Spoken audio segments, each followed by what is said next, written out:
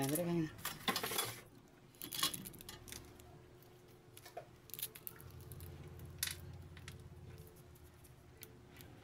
Itong pusa ko guys, lagi to siyang dinadapuan ng kuto sa mga sugat-sugat ng balat kasi di siya nagsasabay. Tingnan mo itong sugat niya, oh. Sa kasaligyan ang daming kuto.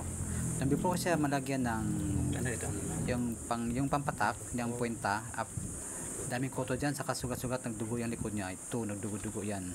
Nung nilagyan ko siya, di ko kasi nabidyohan nung nilagyan. 1 week na. Gumaling na yung ano niya, likod na, di na nagdudugo. Ito yun siya, oh.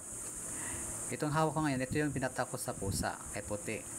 Meron kasi siya mga ml dyan, 0.5 ml pag pusa. Ayan siya, ito yung lagayan niya, wala na siyang laman kasi nilagay ko siya last week. 7 days ago na to siya, wala na pinatak ko. Ngayon nawala yung ano niya, yung kuto at saka sugat-sugat ni Mingming.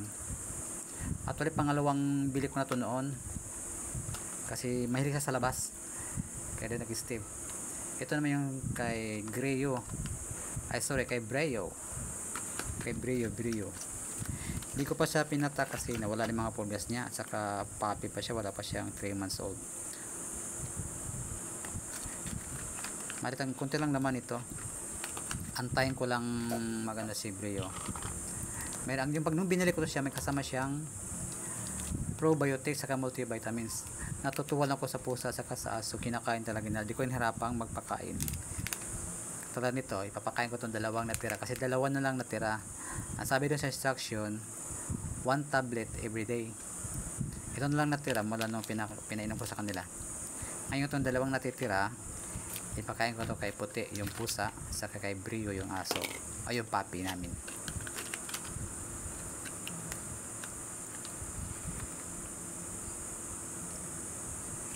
Ngayon ito, ipakain ko kay puti.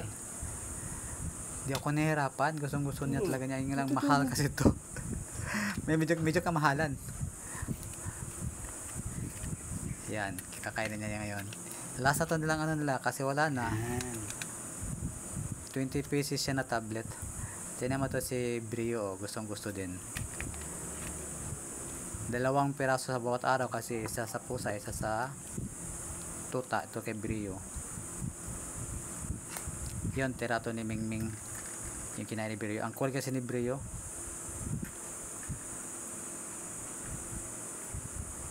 Kaya guys, pag gusto nyo ng pang patak sa pusa o sa mga pets nyo, bilhin nyo yung puwenta. Maganda, epektibo.